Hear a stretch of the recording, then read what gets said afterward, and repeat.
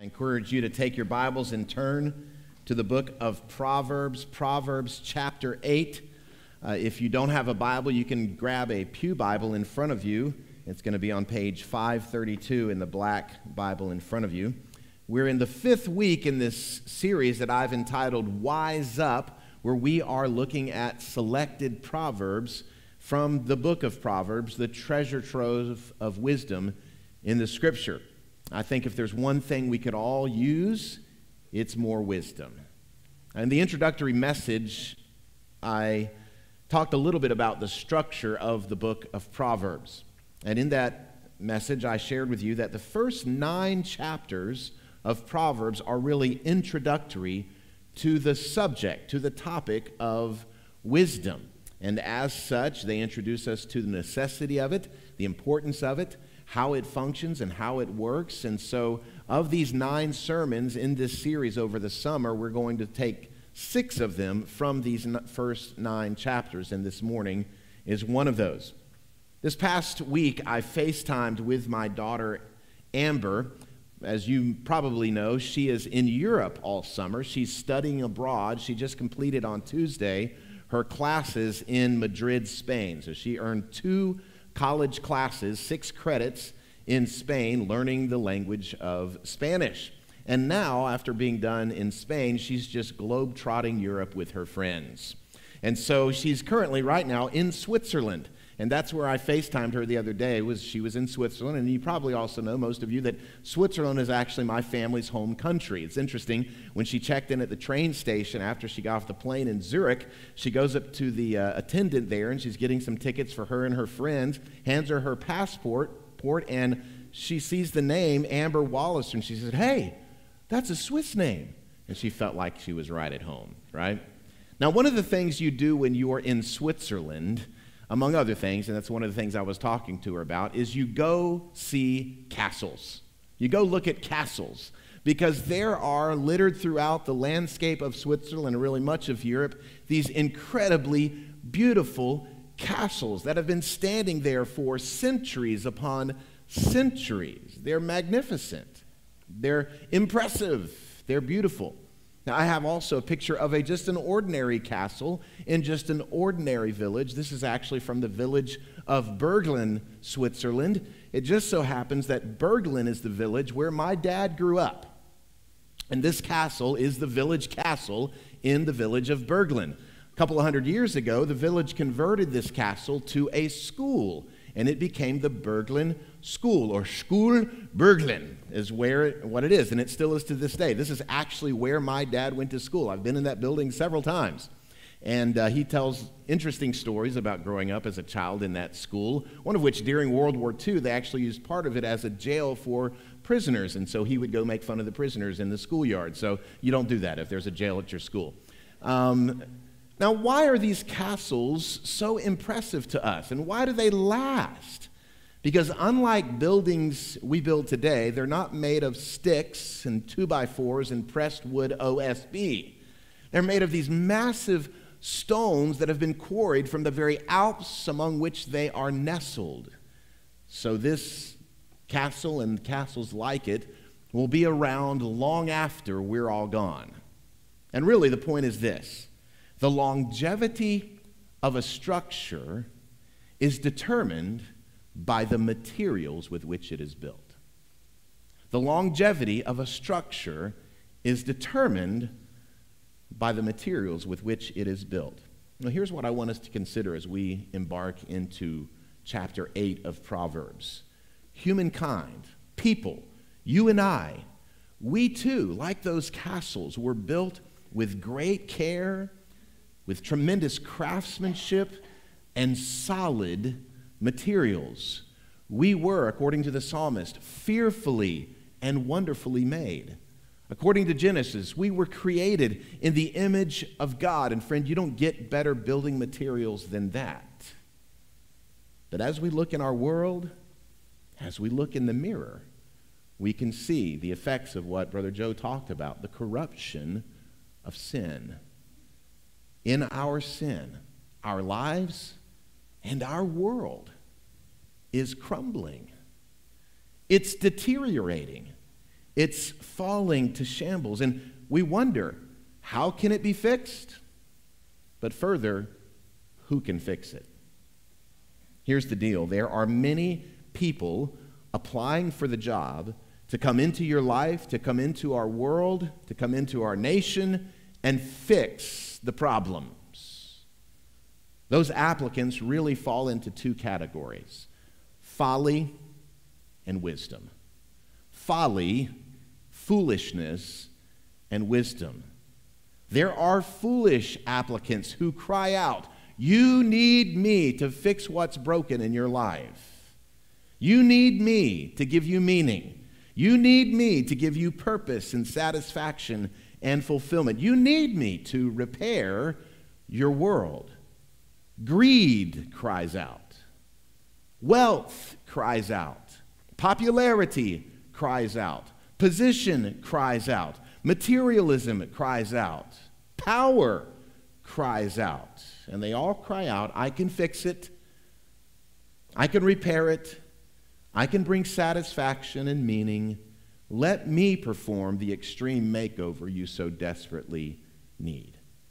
But each of those applicants for the job of repairing what is broken in our world and in our lives, whether they know it or not, they're all lying to us. They can't fix us. They can't repair us.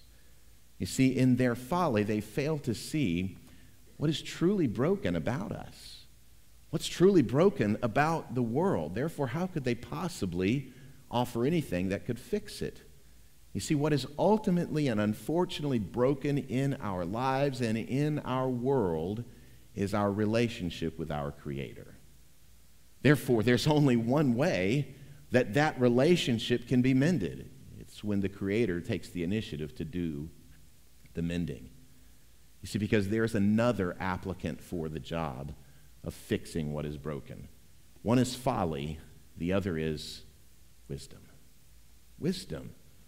Wisdom also calls out to anyone who will listen.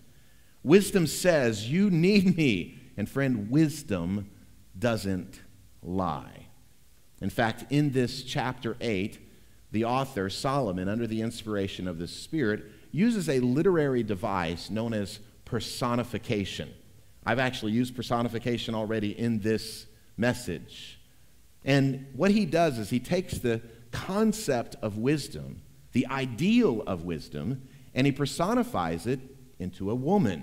And so I'm going to refer to her in this message as Lady Wisdom, because that's exactly how Solomon presents her. Now, by personifying the ideal of wisdom as a woman, here's what I believe Solomon is doing. If you were here last week, you may remember we looked at another woman that Solomon presented to us. This woman was an adulteress. So Solomon is presenting this comparison and contrast between chapter 7 and chapter 8. You have the adulterous woman who is wooing, who is deceiving, who is standing on the corner say, "Come to me." And then in chapter 8, you have the woman of wisdom, Lady Wisdom. Here's the difference. The lady of chapter 7, she moves secretly at night under the cover of darkness. She speaks deceitfully. Lady Wisdom moves out in public. And Lady Wisdom, when she talks, speaks truthfully. The adulteress leads her victims to slavery and bondage. The Lady Wisdom leads her disciples to true freedom.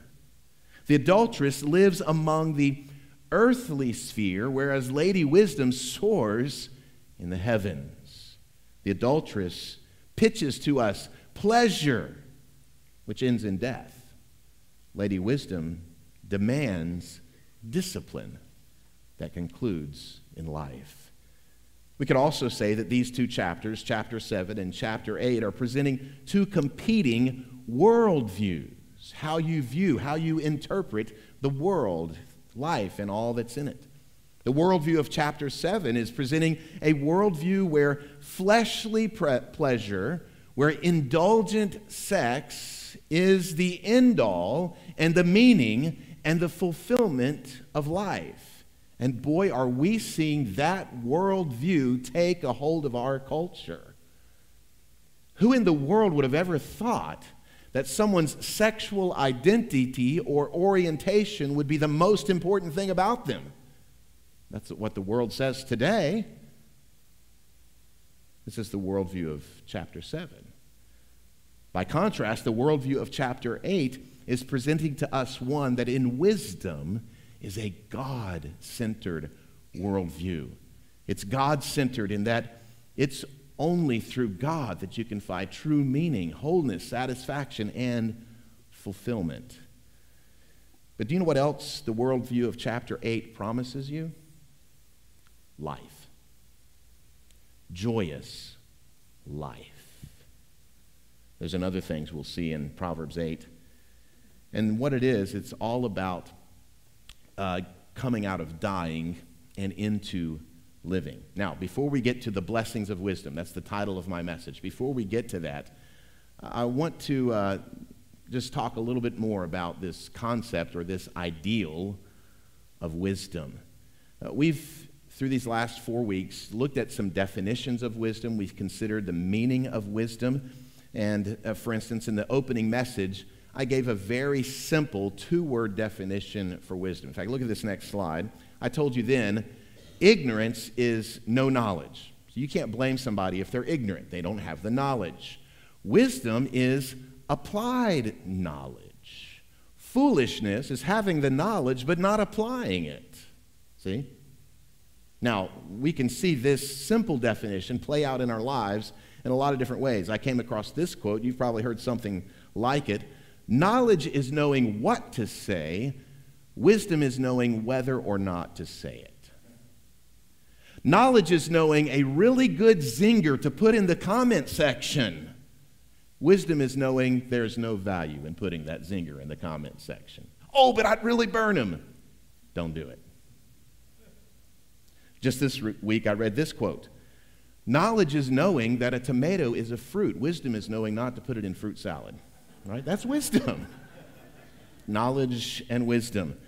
A couple of weeks ago, Pastor Wade explained from J.I. Packer's definition what wisdom is. Packer said this, quote, wisdom is the power to see and the inclination to choose the best and highest goal together with the sure means of obtaining it. Now, I want to bring another nuance of the meaning of wisdom this morning. Wisdom is also used in the Bible, and this particular word for wisdom in Proverbs chapter 8 is used in the Bible to describe a particular skill set. Wisdom is the capacity to do something. So, for instance, in the book of Exodus, God instructs Moses to gather for himself people who have the capacity of certain skills, of crafts, of ability, of artisans to do things. And so look at Exodus chapter 35. Here's just an example. Moses said to the people of Israel, see, the Lord has called by name Bezalel, and he has filled him with the Spirit of God with skill. That word translated skill in Exodus, the exact same word translated wisdom in Proverbs chapter 8. With intelligence, with knowledge, and with all craftsmanship to devise artistic designs. He has filled them with skill, same word, to do every sort of work done by an engraver or by a designer or by an embroiderer. In Isaiah chapter 10, the word skill or wisdom is used to describe someone who has the skill of a soldier. In Psalm 107, it describes the skill of a sailor. So wisdom also includes a certain kind of craftsmanship, a capacity to build things, to fix things. So here's another definition I came up with this week, and you know I wrote it because it's alliterated. So here's my other definition for wisdom. Wisdom is the skill set to construct, craft, correct, or control. So wisdom is also this capacity. That would have been a better word to use instead of skill set. I just thought of that. That would have been ultimate alliteration. Wisdom is the capacity to construct, craft, correct, or control. It just comes out. It must be the Holy Spirit of God, I know. So this is what wisdom is.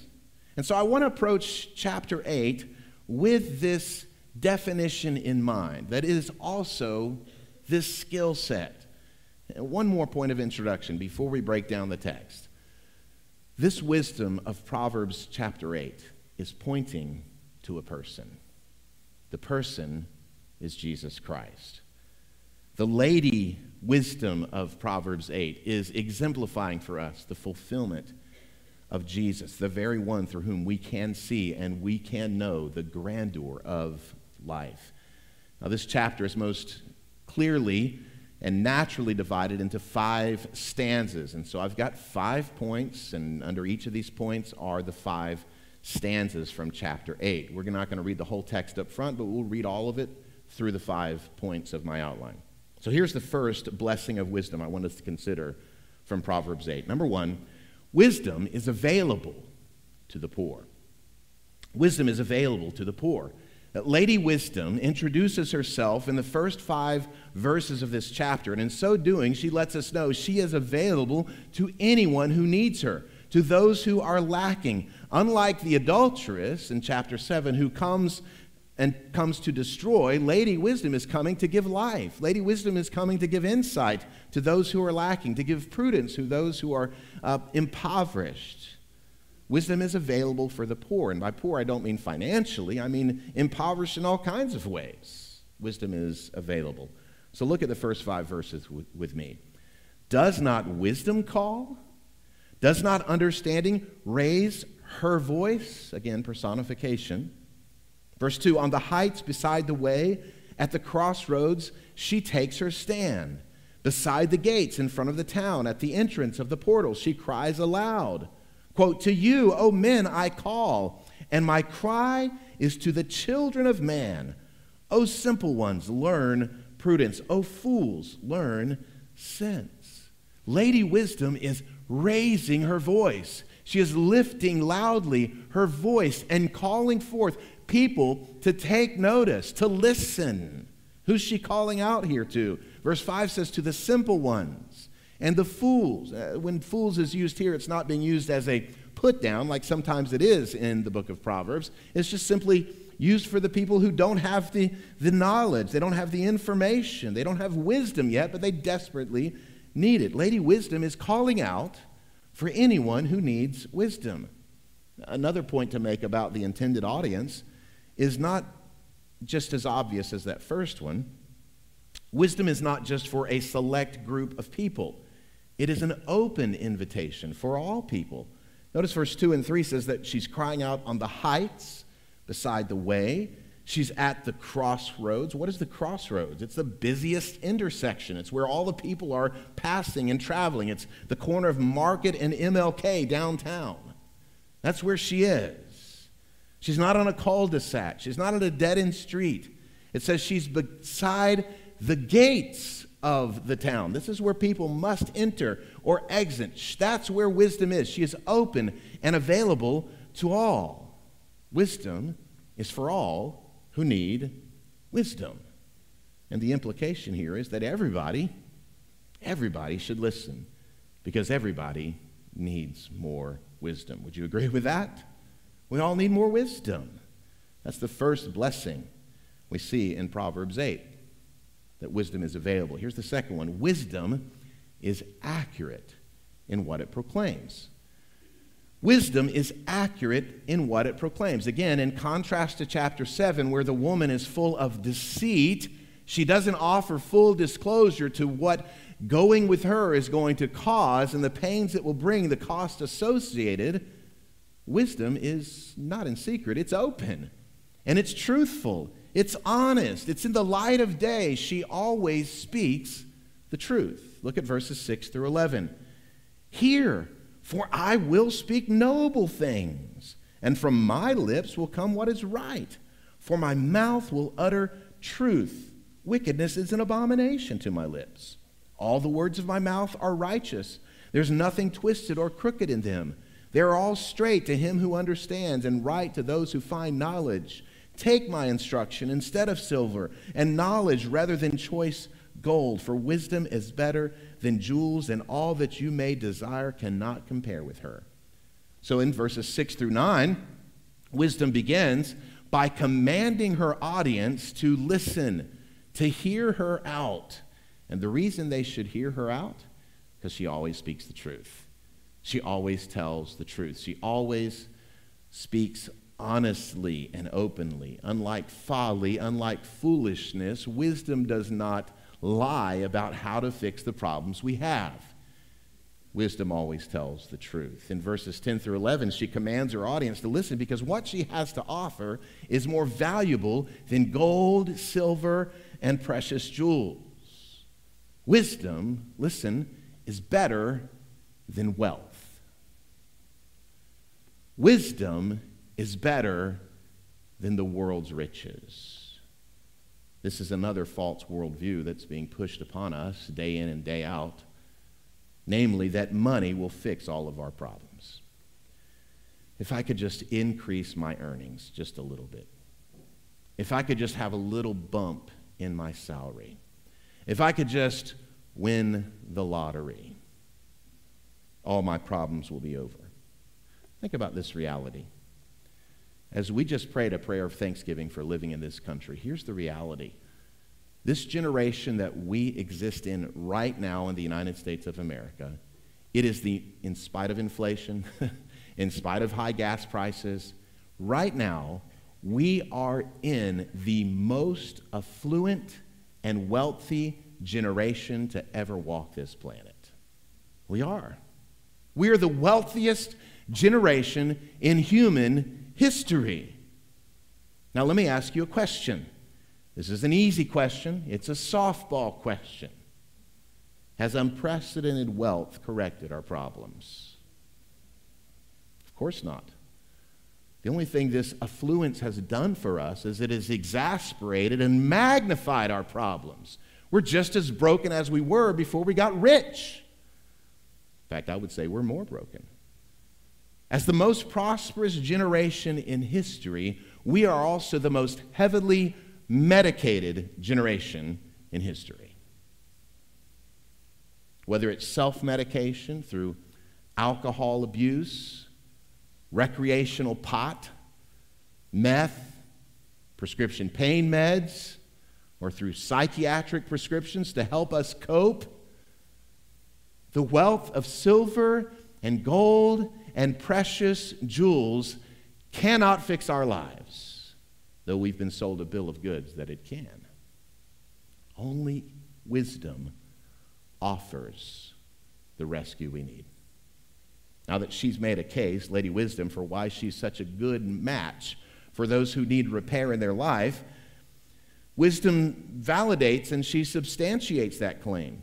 She does that in the next two stanzas. And I view the next two stanzas, the next 2 points, really kind of as wisdom's resume. Lady Wisdom says, here's my resume for the job of repairing your life. I'd like to make application, applying to be in your life. The first thing she presents in her resume is this, that wisdom is associated with the prosperous. Lady Wisdom begins to present all of her associates. What is she doing? She's name dropping. So this is who I've hung with. This is who I know. You connect with me, you get a channel to them. She's listing her associates. We've heard before, it's not what you know, but who you know. And Lady Wisdom is going to let you know, this is who I know. Look at verses 12 through 21. I, wisdom, dwell with prudence, and I find knowledge and discretion. The fear of the Lord is hatred of evil. Pride and arrogance in the way of evil and perverted speech I hate. I have counsel and sound wisdom. I have insight. I have strength. By me kings reign and rulers decree what is just. By me princes rule and nobles, all who govern justly. I love those who love me, and those who seek me diligently find me. Riches and honor are with me, enduring wealth and righteousness. My fruit is better than gold and even fine gold, and my yield than choice silver. I walk in the way of righteousness, in the paths of justice, granting an inheritance to those who love me and filling their treasuries. Her associates are who? Prudence, knowledge, discretion, all of which I would say we could all use a little more of. She's saying the best way to access those things is through me. These are my people. I can introduce you to my people. These are who I hang with. And in verse 13, we learn who she doesn't associate with. She doesn't associate with evil, with pride, with arrogance, with perverse speech. No, she shoots straight. She will not associate with them. And then in verse 14 through 16, it's almost like she's raising the ante, if you will.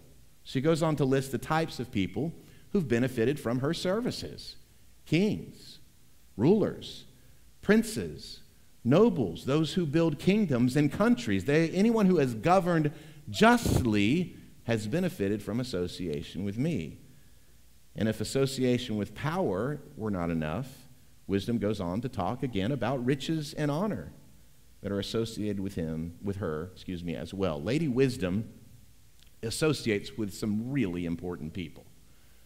The movers and shakers, really powerful people. She says, if you associate with me, you have tremendous access to capital for all your future investments.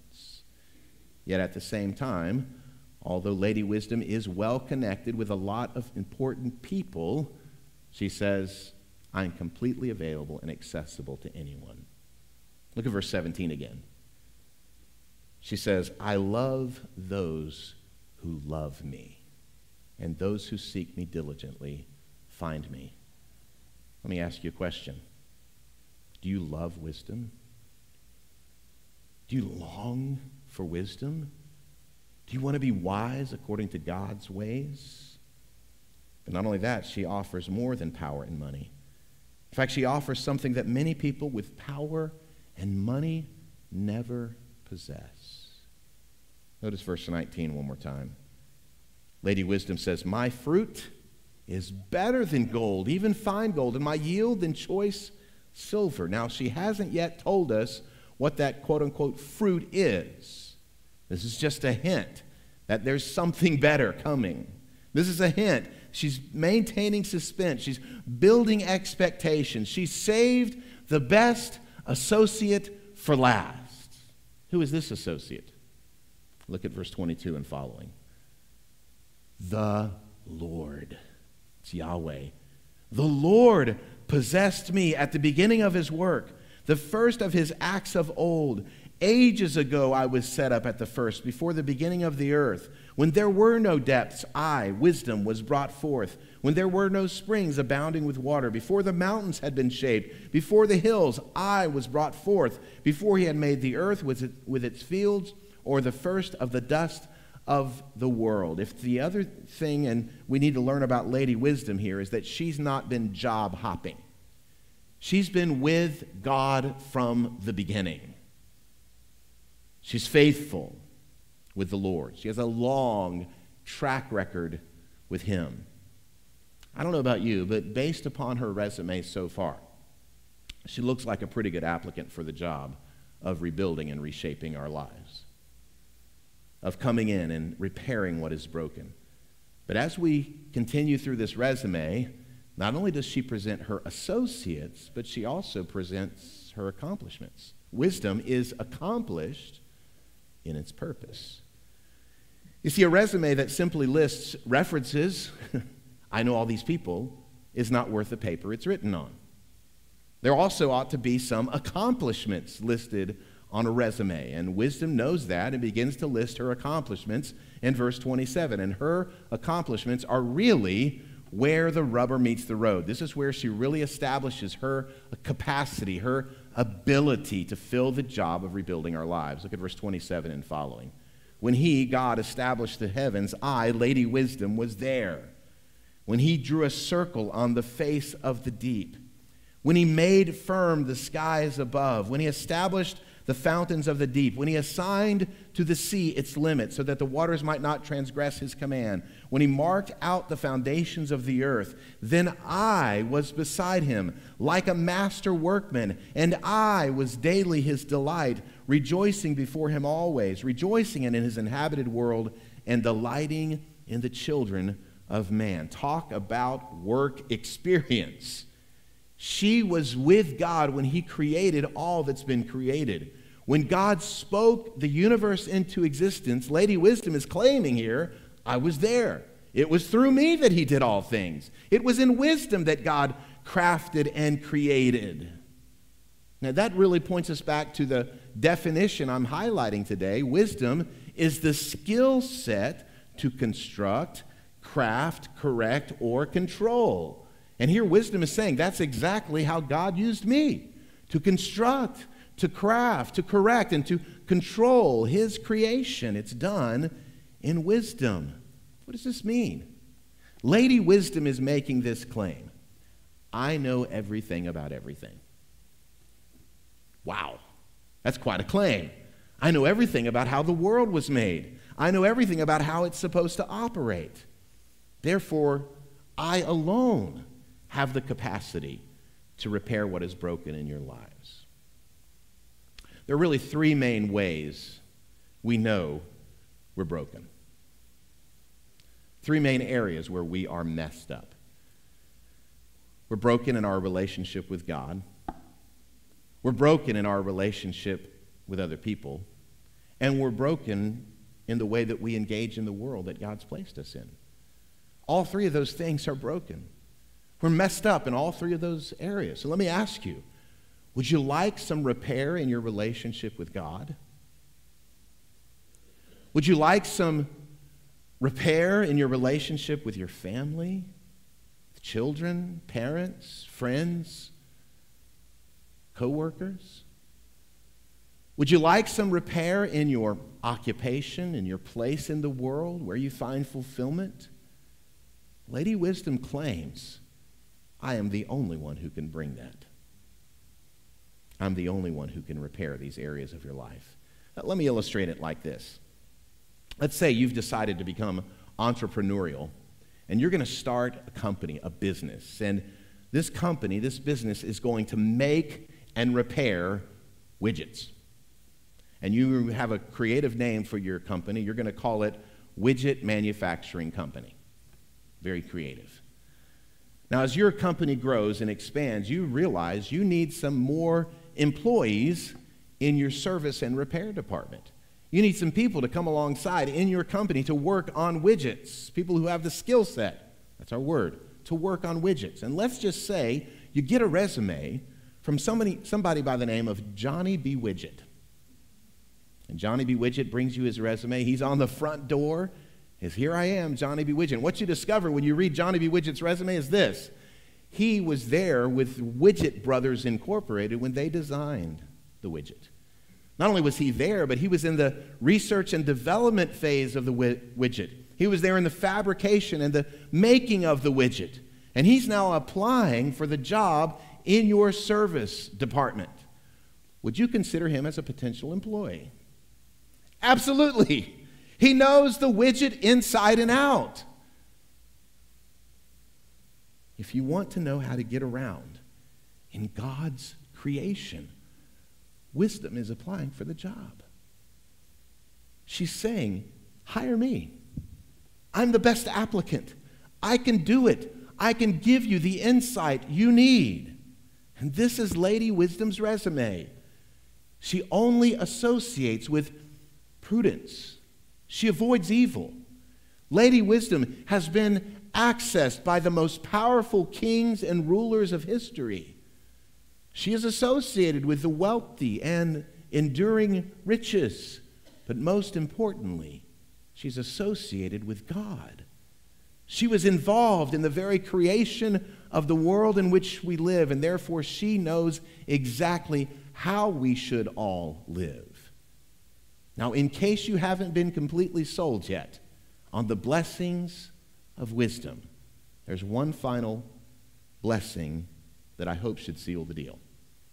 Number 5, wisdom gives access to ultimate power. Wisdom gives access to ultimate power. Friends, better than kings and princes and nobles, better than access to gold and silver and jewels, wisdom gives us access to ultimate power. Why? Because wisdom gives us access to God. Look how this chapter concludes, the last 5 verses. And now, O sons, listen to me. Blessed are those who keep my ways. Hear instruction and be wise, and do not neglect it. Blessed is the one who listens to me, watching daily at my gates, waiting beside my doors. For whoever finds me finds life," watch this, "and obtains favor from the Lord. But he who fails to find me injures himself. All who hate me love death." Now we see the culmination and the conclusion of all that wisdom has to offer. Not only does she come with her resume that tells us she can give us the skill necessary to navigate our own lives, to navigate our life with God, to navigate our life with people, to navigate our life in this world. Not only does she give us access to these associates that are tremendous to us, but wisdom knows how to remodel our lives and how she can rebuild the shambles of our existence because she gives us access to the Lord. She knows we need our relationship with the Lord rebuilt before anything else will work. Again, verse 35, she knows we need, quote, favor from the Lord. That word favor could also be translated grace. Anybody here need grace besides me? We need favor. We need the grace of the Lord. Why do we need grace? Because wisdom knows we are dead in our trespasses and sins. Wisdom knows that we cannot find eternal life apart from knowing God. And wisdom is available for anybody who will listen. Her resume is, as it were, an open letter. Come and find. So how do you get wisdom? How do you get access to everybody who's on her team? How do you get wisdom? Well, 1,000 years after Solomon wrote Proverbs chapter 8, wisdom became flesh and blood. The very craftsman who was involved with the creation of all that exists was born to a Jewish carpenter, a craftsman. Jesus Christ is the wisdom of God. Let me say that again. Jesus Christ is the wisdom of God. If you were with us at the beginning of this year when we started our verse-by-verse study through the Gospel of John, the very first sermon we considered verses 2 and 3 of the first chapter that says this about Jesus. He, Jesus, was in the beginning with God. All things were made through him, and without him was not anything made that was made. In this chapter 8, Solomon uses a literary device I referred to as personification for wisdom. We've been calling her Lady Wisdom throughout this message. That literary device of personification is pointing to a person. It's pointing to Jesus. Wisdom is encapsulated in Christ. Colossians 2:3 says that Christ is all the wisdom of God. It was through wisdom, Jesus, that God created the world. It is through wisdom, Jesus, that he sustains and orders his creation. Therefore, it is Jesus who has the essence and the substance of true wisdom and the only capacity to bring new life. Look at this very familiar passage, 2 Corinthians 5:17, that describes the work of Jesus. Therefore, if anyone is in Christ, he is a new creation.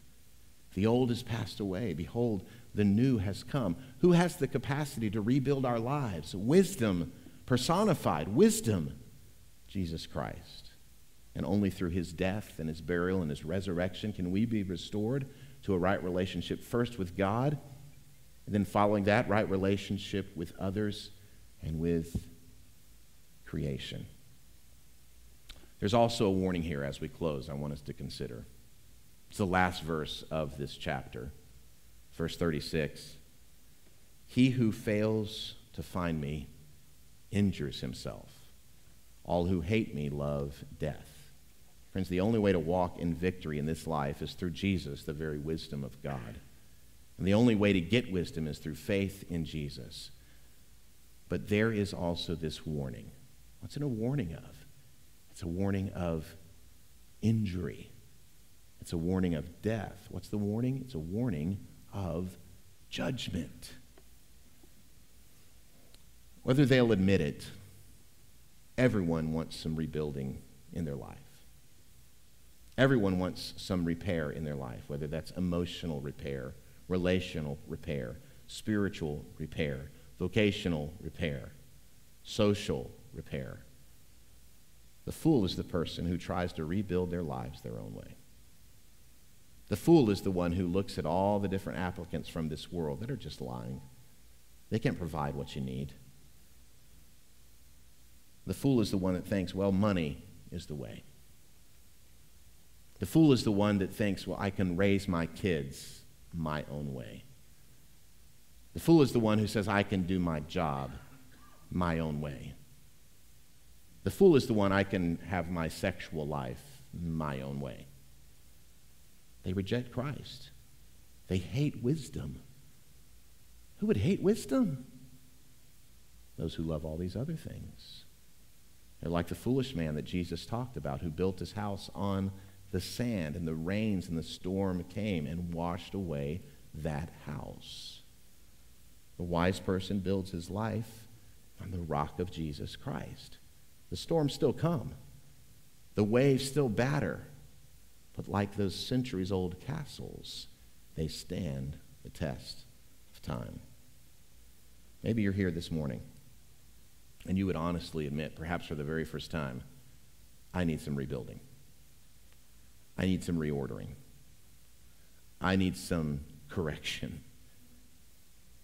My life, shambles. Only Jesus and the wisdom of God can bring that. Because of his life, because of his death, and because of his resurrection. You access that wisdom by clinging to Christ. And that's my last thought. We cling to wisdom, the skill set to operate our lives. We access that by clinging to Jesus Christ. Let's go to him in prayer.